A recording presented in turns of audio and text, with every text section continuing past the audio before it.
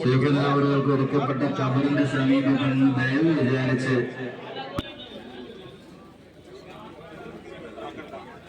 അവസരങ്ങളുണ്ട്.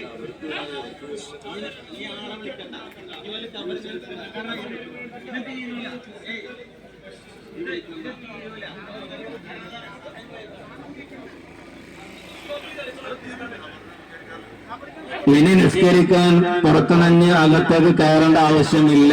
സഹോദരന്മാരെ, ദയവ് വിചാരിച്ച് സഹകരിക്കണം. ഖബറിന് സമീപത്തു നിന്നോ ഒക്കെ ആയിട്ട് പിന്നീട് നിസ്കരിക്കാവുന്നതാണ്. ശൈഖുന അവர்கள் നമ്മെ വിട്ടുപിരിഞ്ഞത് ഇന്നലെയാണ്. ആ കാര്യം നമ്മളെല്ലാവരും ഓർക്കണം. സമയം ധാരാളമായിട്ടുണ്ട്. 10 മണിക്കെങ്കിലും മറ്റുള്ള കർമ്മങ്ങളിലേക്ക് നമുക്ക് പ്രവേശിക്കേണ്ടതുണ്ട്. എല്ലാവരും സഹകരിക്കണം. ശൈഖുന അവர்களോട് ഇഷ്ടവും സ്നേഹവും ഉള്ളവരാണല്ലോ നമ്മളെല്ലാവരും.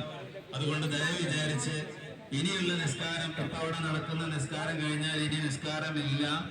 എല്ലാവരും സഹകരിക്കണമെന്ന് അറിയിക്കുകയാണ്. മറ്റ് സൗകര്യപൂർവ്വം ഖബറിന് സമീപത്തും അല്ലാതെ നിസ്കരിക്കാം. ഇൻഷാ അല്ലാഹ് പല തവണകളിലായി ആയിരങ്ങൾ അവിടുത്തെ പേരിൽ ജനാസകൾ നിസ്കരിച്ചിട്ടുണ്ട്.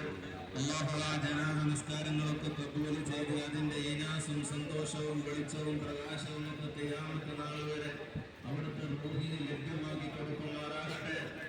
പ്രിയമുള്ളവരെ, ഇനിയും നമ്മുടെ മഹല്ലുകൾ, മറ്റുള്ള മഹല്ലുകളിൽ നിന്ന് വന്ന ആളുകൾ ശൈഖുനായുടെ പേരിൽ അവിടെ പ്രത്യേകമായി നിശ്ചയിക്കണം എന്നൊക്കെ അറിയിക്കുകയാണ്.